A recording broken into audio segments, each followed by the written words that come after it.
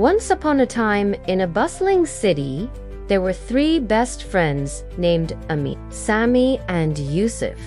Now, they heard rumors about a toy shop that only opened its doors at midnight, but no one had ever seen it open. Was it real or just a made-up story? The kids didn't know.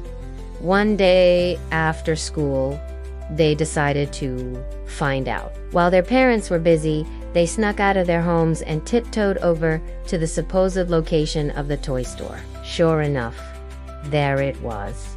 But the door was locked. "I can't believe we're actually doing this," whispered Yusuf, his eyes wide with excitement. Just then, right before their eyes, the doors unlocked by themselves and creaked open. "Wow," breathed Amina. Inside was the most magical sight. Teddy bears were having a tea party, robots were dancing, and an old rocking horse was telling jokes. "Hello," said Amina tentatively. The toys stopped their activities and stared at the children who had wandered into the shop. "Oh, dearies, you're awake," said the rocking horse kindly. "I haven't seen you before. Are you here to play?" "But it's daytime," said Sami, confused. The rocking horse shook his head slowly. "Not in here. It isn't. Time moves differently inside the toy shop. And why are you here, dearies? You shouldn't be awake. We heard there was a toy shop here," said Amina, "but no one ever seemed to know how to open it. So we thought we'd try our luck." "Ah, yes," said the rocking horse knowingly. "Many have tried to find us, but only those who truly believe in magic can enter the shop." "But what's wrong?" asked Yusuf, noticing that the toys looked worried. "Our magic is fading away," said one of the teddy bears sadly. "If our magic goes away, we'll turn into ordinary toys and can't come alive anymore." "Why is that?" asked Amina, her heart sinking. "Because the golden key has gone missing," said the rocking horse. "Without it, we can't make our magic last until morning." The kids felt sorry for the toys. They had come alive for generations of children, bringing joy and happiness. It wouldn't be right if they just turned back into regular toys. "Don't worry," said Sami bravely. "We'll find the key and bring back your magic." And so the great toy hunt began. The children followed a trail of sparkling dust that led them through winding mazes of doll huts, across a river of blocks, and up a staircase made of building blocks. At the top of the stairs, they found a jack-in-the-box with a suspicious grin. Well, what do we have here?" "Some wide-eyed intruders," it said. Amina noticed that the whiskers of the jack-in-the-box were moving. It was trying to hide something behind its back. "What are you hiding?" she asked suspiciously. The toy jumped and then quickly shut its lid, but not before Amina saw a tiny golden key at the bottom. Quickly, she reached in and pulled it out. Laughed the jack-in-the-box. "You got me! But now you have to pass my test if you want to leave with that key." Then it started singing a song with riddles, each answer leading to a new challenge. The kids worked together, figuring out the answers and passing the test. When they finally reached the last question, the jack-in-the-box said, "Correct, you may leave.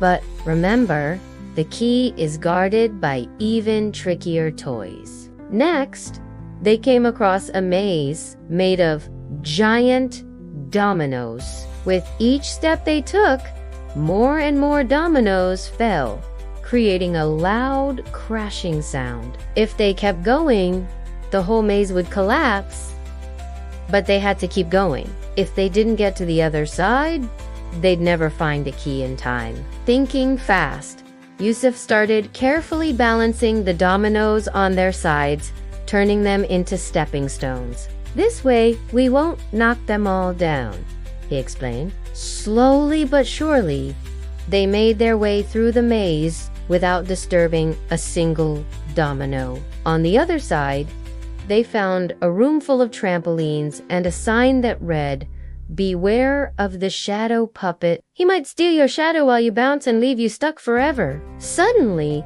a dark figure emerged from behind the trampolines. It was the shadow puppet, and he was holding the golden key high above his head.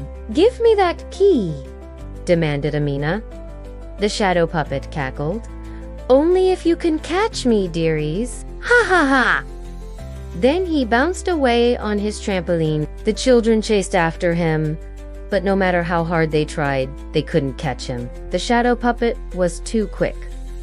Finally, they reached a dead end. The shadow puppet turned around, a wicked grin on his face. "Looks like you've run out of road, children. Say goodbye to your shadows," he said, raising the key. Just then, Amina noticed something strange. The shadow puppet's shadow wasn't touching the ground. It was floating. "Hey, why isn't your shadow following you?" she asked. The shadow puppet froze. No one had ever noticed that before. I don't know," he stammered. Confused, he looked at his feet. That's when the rocking horse's words echoed in Amina's mind. Shadows don't touch things that don't exist. Could it be? She closed her eyes tight and imagined the shadow puppet's shadow as a pile of dust. When she opened her eyes, she gasped. The shadow was gone. The shadow puppet screamed in horror. Without his shadow, he had no power. In a panic, he tried to put the key back in his pocket, but it was too late. The children grabbed his arms and pinned him down. Then Sami took the key from him. "It's over," said Yusuf.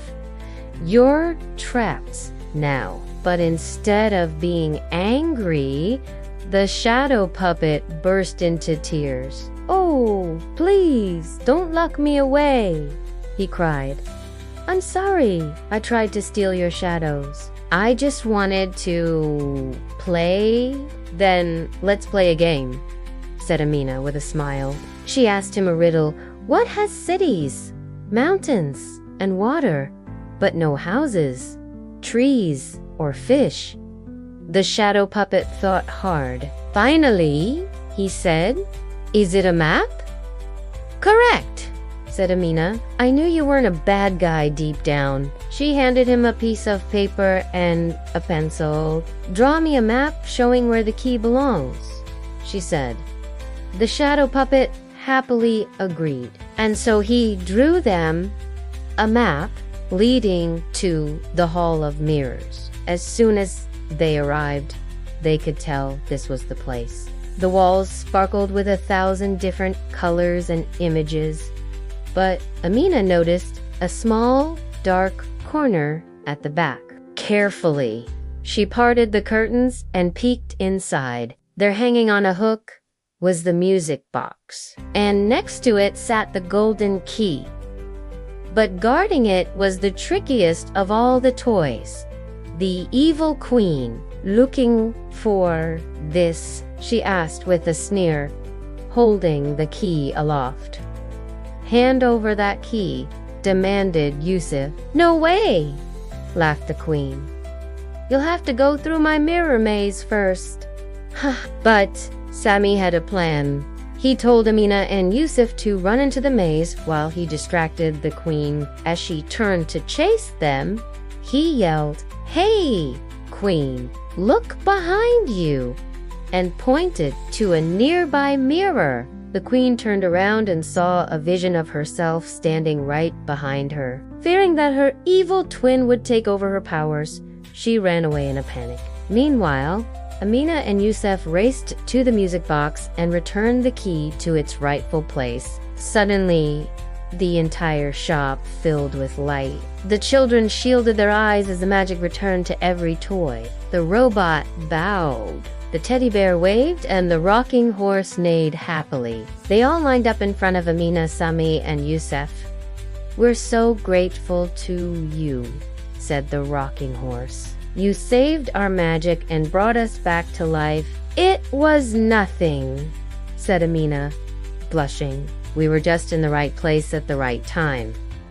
But the toy maker shook his head. "No, dear ones, you showed bravery, kindness, and teamwork. And that's why we wanted to reward you."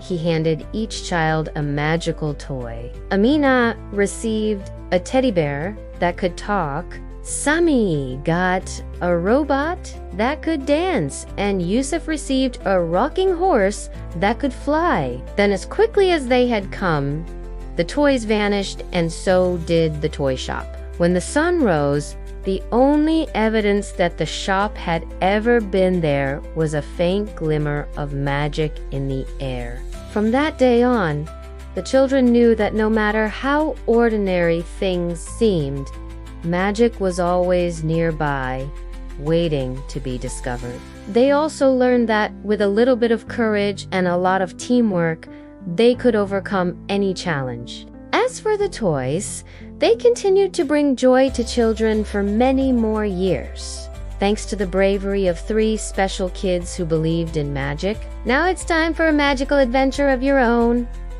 What toy would you want to come to life? Comment below with your dream magical toy.